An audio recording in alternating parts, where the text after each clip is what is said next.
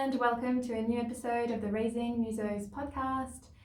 My name is Eliza. I'm the director of Music Makers Academy, a music school in Joondalup in Western Australia. And as you can see, today I have a guest on the show. I will introduce him in a second.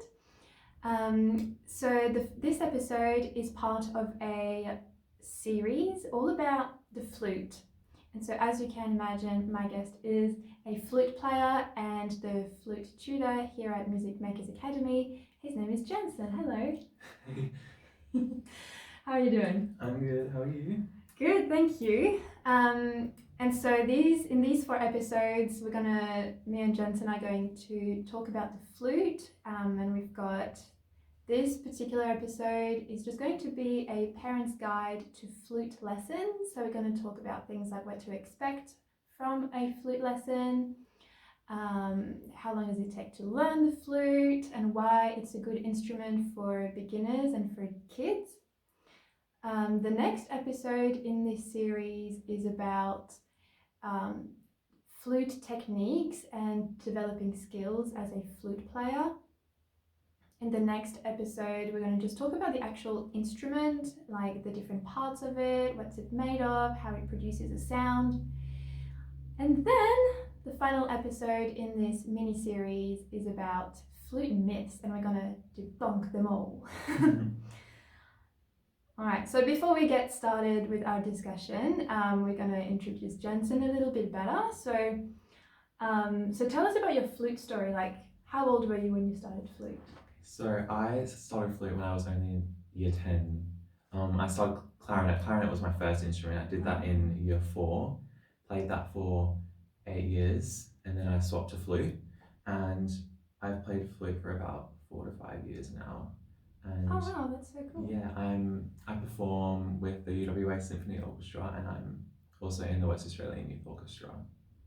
Amazing. So why did you change from clarinet to flute? Was it something that you wanted to do, or was it something that your parents made you do? No, I chose to change to flute. I don't know, I just loved the sound it made. I loved the higher sounds, the high register. And yeah, I just got a bit bored of the clarinet. Ooh, clarinet players will know. That's really cool. And so did you actually find that playing clarinet helped you like learn the flute? Definitely, yeah. So yeah, a lot of the skills were definitely transferable over the instruments. Like obviously being able to read music made learning flute a lot quicker, and being able to because they're both wind instruments, so using your diaphragm, air control and breath control, things like that, both transferable. Yeah, awesome. And I think you also play piccolo. Yes, also play piccolo. Yeah, great. So do you want to maybe show people the different instruments? So this is a flute. Amazing. And this is a piccolo, half the size of a flute.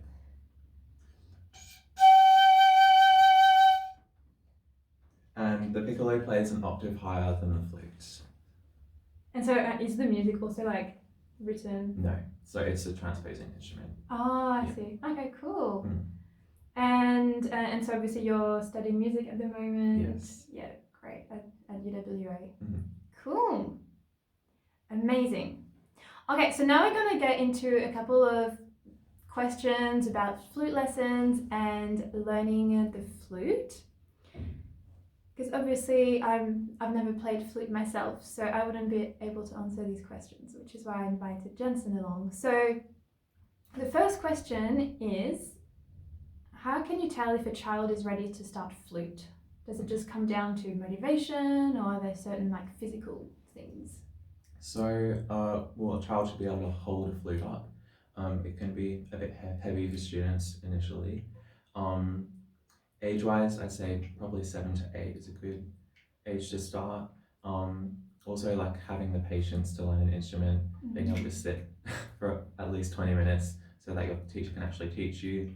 And for kids younger than 7 or 8, I'd probably say start off with a different instrument, maybe piano. What about recorder? Or recorder, yeah. Yeah, recorder. So making the switch from recorder to flute would be quite easy-ish? Yeah. What's different mouthpiece. You've got a whistle mouthpiece on a recorder, and you've got a lip plate on a flute. They both use obviously similar breath control things. But yeah, 7 to 8 would be a good age. 7 to 8 years old. Great, thank you. And so at the very first flute lesson, like what are some of maybe the activities or the exercises? Like how do you get started making a sound on the flute? The first lesson's all about getting comfortable. So holding the flute, learning to hold the flute, where to place your fingers, where to place your lip on the flute, making your first sound, and even perhaps learning a note or two. And the teacher should also explain things like posture, shoulders back, hand position, which is very important, so don't get any injuries in your wrists or shoulders. Then breathing and how to assemble and clean the flute. That's a lot of things for a first lesson. That sounds really exciting. Yeah. And so, like, what do you think is the most important aspect of playing the flute that students have to get right? Posture. It's definitely like when you start, you'll be like, oh, it's like not a big deal, but when you play for years and years, you realize how important it is. Yeah, I would actually have to say the same as a teaching piano, also harp. But posture is something that everyone like overlooks, but it makes a difference, because if you have bad posture, and you can tell me if this is the same for flute, when you have bad posture, the tone is horrible, but it sort of takes a trained ear to hear it. You have to really do it yourself to understand it. Yeah. Like if you have a bad posture, you're not going to be able to project your sound at all. Good posture, you can project your sound to the whole room. Yeah, interesting. And so what are some elements of posture for flute that people should like keep in mind? So definitely your embouchure, you really need to keep completely relaxed. You can't have any tightness at all, as well as in your shoulders. You don't want your shoulders to be tight. Even when you're holding your flute, everything should be completely relaxed. You can't have any tension anywhere. Yeah. Yeah, it's interesting how across different instruments you have like similar physical posture. Because also on piano and on harp, also like if your arms are stiff, again, it's just the sound's going to be horrible. And you're not going to be able to like play very fast either, so because obviously you're going to just be like tense. Cool. And so obviously you have like, is that like a full size flute? Do flutes come in different sizes? So this is a full size flute. If you're unable to reach the keys because you're maybe a child, you can get a curved head joint, and that just brings the head joint around here, so you don't have to reach as far. So yeah, in case your arms aren't long enough. Yeah, there's also other flutes. There's an alto flute and a bass flute. They're more for like doubling. Yeah. Doubling. Do you want to explain what that means? So doubling is when you play another instrument in addition to your main instrument. So I could say that I double the piccolo. Ah, I see. And a lot of professional flutists also double the alto flute with bass flute. That's cool, but I'm so dumb because I'm actually quite ignorant about this. But like, do the alto flute, like, does it also have like that curved like thing? The alto flute can either be like, I have an alto flute in my room. Fair enough. An alto flute can either be just long, like, and you'll have to reach out pretty far, or it can have a curved head joint. The bass flute does usually have a curved head joint. Oh, okay, interesting. And you'll usually see them in flute ensembles. Yeah. And sometimes even a contrabass flute, which literally stands on the floor and has a big triangular head joint, and you play it like this. I think I just saw a video the other day that had someone playing the contrabass. So it's interesting. So to play like those other, like the alto flute, bass flute, contrabass flute, do you need to be able to play this normal flute? And like, what is the name of this normal flute? Is it just flute, or is it like soprano flute? It's C modern flute. Yeah. A C modern flute. Yeah. Okay, cool. Well, you usually obviously start on this flute, and then if you're interested in the lower end flutes, you can pick them up as well. Cool. And so do those like longer flutes, do they require like more like stamina because the tube is longer? They require, because playing low notes on a flute requires a very like large cavity in your mouth. Otherwise, you can't get them out. So like if playing higher notes, you lift your tongue up in your mouth, create a smaller cavity in your mouth, and the lower notes, you need a large cave in your mouth. So yeah, it's actually quite hard to get the low notes out initially. Oh wow, there you go. I didn't know that. That is so interesting. I'm sure I had another question, but it's just left my brain. So we'll just move on to the next question until I remember what I was going to say. Oh, that is what I was going to say. So you just talked about like the size of like the cavity in your mouth. So is that like, does that mean like people with like children with like small mouths, they should like really just play the flute? And like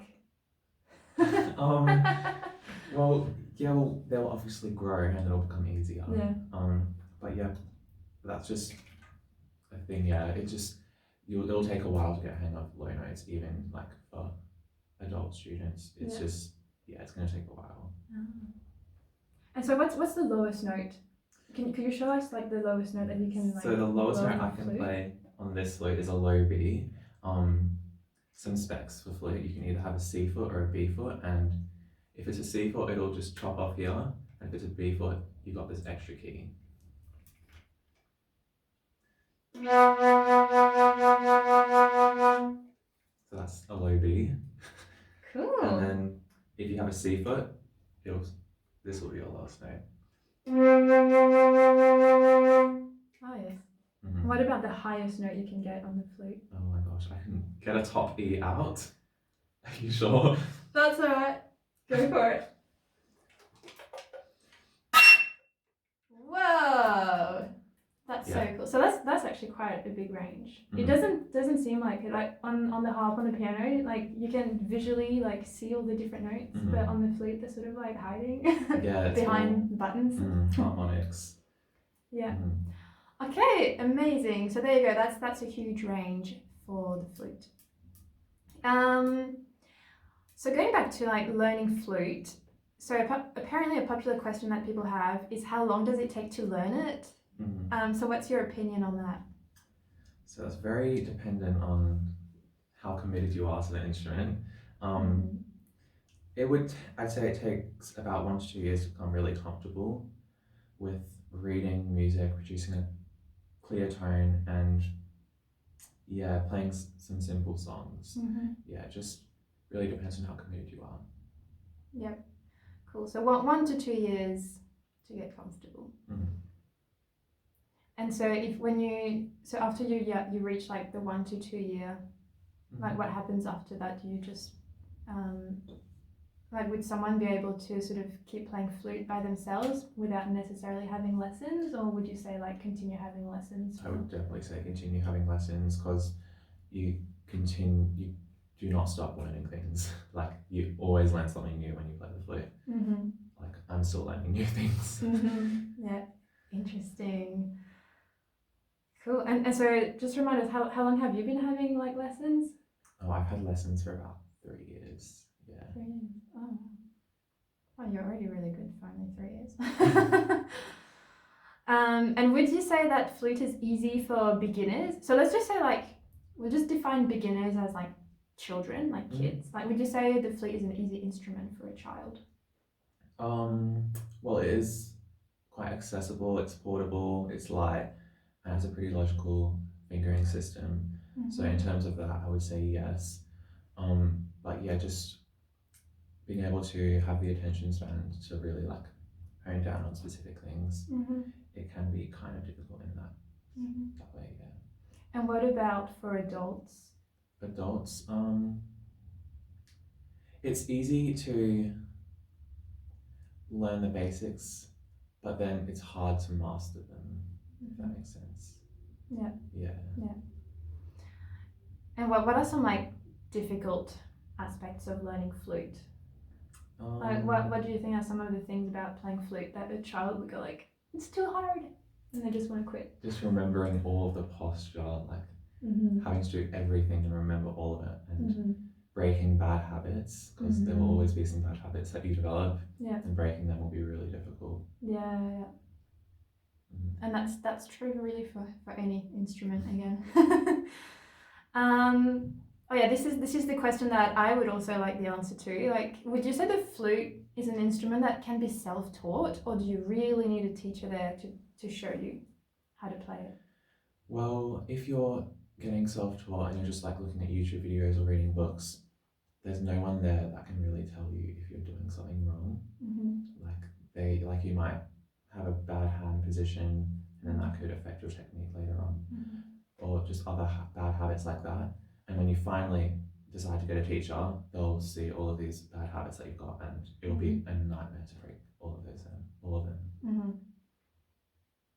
So I suppose moral of the story is like avoid being self-taught for flute, because it'd be a nightmare down the track. I also find that when people are self-taught, they just try to learn pieces that are way too hard for them, and then they just spend so much time on it for like little results. So a teacher will be able to like pace your progress a lot better. And so you sort of already mentioned like the benefits of playing the flute. So it's a good instrument because, as a harpist, I always get the question, should I have learnt flute, because it's so portable. So the flute is portable, so it's so easy to carry, and it's, as you said, it's also lightweight, so it's quite easy for kids to just hold it. What are some other reasons that the flute might be a good first instrument for a child? Well, it's just learning an instrument in general is a really good thing. Flute, especially because it can help build your lung capacity, your hand-eye coordination, listening skills, oral skills. It also improves focus and discipline, and it can give you a creative outlet. Yeah, very nice. I also think so. Is flute only like treble clef? Yeah. Okay. So what I found is with piano, because it's two different clefs, when we read the notes, you've got high notes and low notes, and so there's two different ways of reading the notes depending on whether it's high notes or low notes, and lots of students take a long time to get familiar with both clefs. So I think it's nice to have an instrument where you can really just get good at the one clef and not having to like almost relearn a whole set of notes because it's just a different clef. So probably reading the music is a bit more simple in comparison. No. Oh. I would say, well, flutes are notorious for having so many ledger lines in all of their music. That is true. Actually, also guitar. Yeah. Okay, that is a good point I had not considered. Like above the staff, there's a lot of ledger lines, and you'll just have to look at the notes and just know what it is. Like you can't count them all. Yeah, I hate ledger lines. Yeah. Still to this day. Why don't you just use like the octave symbol though? I don't know. They don't like. Yeah. That's strange. Yeah. That is strange. Okay, so reading music might not be as easy as I said. And what about some considerations to take into account before starting flute? Like, is flute an easy instrument to find in a shop? Like, how expensive is it? What are some of the considerations people have to think about? You'll be able to find a beginner and intermediate flute in most flute shops or music shops. There'll be probably around $700 to $800 for a beginner. It can go up to $1,000 as well. Yeah. Cool. And what about? I wrote here on my notes like braces. Is it like an obstacle if kids have braces? Yeah. It will affect your tone and the comfort of the flute, definitely. And then when you get them out, you'll have to definitely adjust a few things. Interesting. When I was in high school and I had a few kids like a few of my friends like were flute players and they had braces, and so yeah, I think it definitely like made it harder for them to play it. So, but it doesn't mean it's impossible. It just means adjustments have to be made. Cool. Well, that's all of the questions that I had. Did you have anything to add about, you know, flute lessons and what parents might really benefit from knowing, either about learning flute or anything? It won't sound good at the start, so just let the kids get the hang of it. It'll take a while, but yeah, they'll get the hang of it eventually. Yeah, that's actually a really good point. And so how long would it take if someone was just practicing like fairly regularly? Like, how long would it take for them to get a sound that you're happy with? That I'm happy with. Or like that sounds good to them? Probably